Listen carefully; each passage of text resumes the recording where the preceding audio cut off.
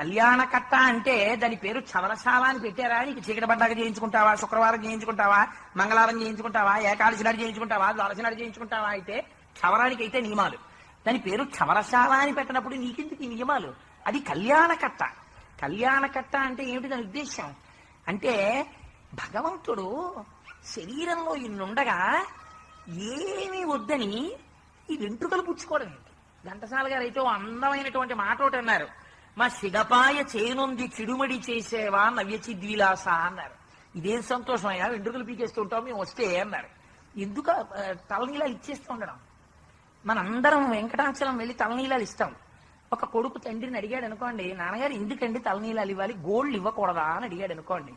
కోసినప్పుడు నొప్పి లేనివి రెండున్నాయి శరీరంలో, గోరుంది, వెంట్రుకుంది. వెంట్రుకే ఎందుకు ఇవ్వాలి నాన్నగారు, గోళ్ళు ఇస్తాను అన్నాడు అనుకోండి ఒక కొడుకు. అంటే ఇప్పుడు తండ్రి చెప్పాలిగా జవాబు, లేదు నాన్న మనం వెంట్రుకలే ఇవ్వాలి అని చెప్పాలి. నాన్నగారు బోడిగుంట ఎందుకు చేయించుకోవడం, వెంట్రుకలు ఇవ్వాలన్నప్పుడు 3ో 4ో పీకి ఇవ్వకూడదా, అన్నీ ఎందుకు ఇవ్వాలి నాన్నగారు అని అడిగాడు అనుకోండి, చెప్పాలిగా తండ్రి. మరి ఎందుకు ఇస్తున్నావు తిరుపతి వెడితే తలనీలాలు? ఇదే వాళ్ళ గురువు గారు చేశారు. మీరు తిరుపతి వెళ్ళి మీ అందరూ తలనీలాలు ఇస్తున్నారు కాబట్టి మీ అందరికీ తెలిసి ఎందుకు ఇస్తారో నేను చెప్పక్కర్లేదు ప్రత్యేకంగా వేదిక మీద. అందుకే సాయిబాబా గారి గురువు గారు కూడా అడిగారు, కానీ నేను చెప్పాలని మీరు అనుకుంటున్నారా? నాకేం అభ్యంతరం లేదు, చెప్తాను. ఎందుకు ఇస్తున్నాను తలనీలాలు అంటే, మనకి అన్నిటికన్నా దేని మీద వ్యామోహం అంటే, మన వ్యామోహమునకు ప్రతీక తల వెంట్రుక. చొక్కాకి గుండీ పెట్టుకోకపోతే పర్వాలేదు, వాడు వచ్చేస్తాడు బజార్లోకి. కానీ ఒక్కొక్కడికి ఎంత తాపత్రయమో చెప్పలేను. హార్ట్ పేషెంట్ గభాలన గుండెపోటు వస్తే నాలిక కింద పెట్టుకోవలసిన మాత్రం మర్చిపోతాడేమో, కానీ స్కూటర్ తిగ్గానే ఇలా దువ్వుకోవడానికి ఒక పాకెట్ కోమ్ పెట్టుకోవడం మర్చిపోడు. ఎందుకు? అదొక్కదానికి ఎందుకు జేబులోది అంటే, నీ తాపత్రయం నీ దేహమునకు సంబంధించిన అందమంతా దీని మీద ఉందని. అందుకే దీక్ష తీసుకుంటే మొదటి నియమం ఏం చెప్తారో తెలుసా అండి? కేశ సంస్కారం వదిలిపెట్టమంటారు. తల దువ్వుకోవడానికి వీల్లేదు.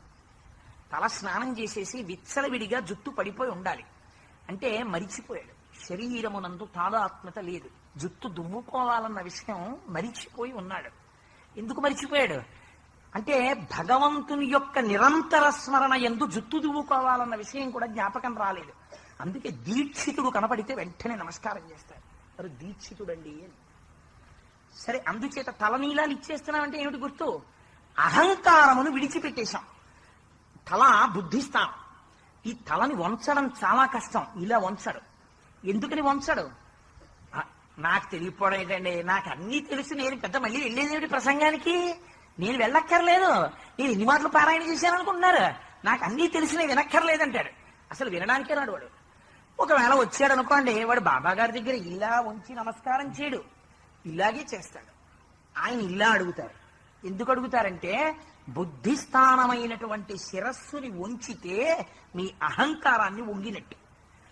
తల నీలాలే తీసేశారనుకోండి, మీ అహంకారాన్ని ఆయన పాదముల యందు సమర్పణ చేసేసినట్టు. ఇప్పటిదాకా స్వామి నేను నేను నేనని ఇలా చూపించాను, ఇది కాదు. దీని లోపల ఉండి నిర్వర్తిస్తున్నటువంటి మంగళ స్వరూపుడవు నువ్వు. నువ్వు ఉండడం గొప్ప, నువ్వు చేయించడం గొప్ప. నేనన్న అహంకారమా గొప్ప? అహంకారం గొప్ప కాదు తండ్రి, నేను కాదు.